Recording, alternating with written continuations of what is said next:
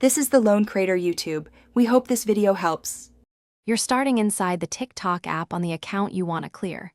Once the app is open, go straight to the search tab at the bottom. This is where TikTok stores recent queries. Tap the search bar at the top so that your recent searches appear. You need to see the list before you can remove items, so don't skip this. Make sure the app is updated. Outdated versions may hide the clear option or show different menus.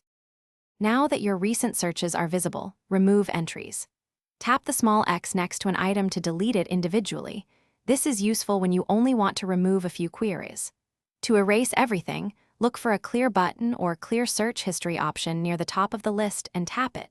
TikTok will usually ask you to confirm. Once done, those strings are removed from local recent searches, which prevents them from showing up. Finish by reopening the search tab to confirm your recent list is empty. That verifies the action worked. If you don't see a clear option, make sure the app is updated, then try logging out and back in or reinstalling TikTok to refresh menus. If problems persist, note that clearing local search history removes suggestions from your device, but may not erase all server-side logs tied to your account. Contact TikTok support through settings if you need deeper account-level removals. Thanks for watching. Consider subscribing if we helped you.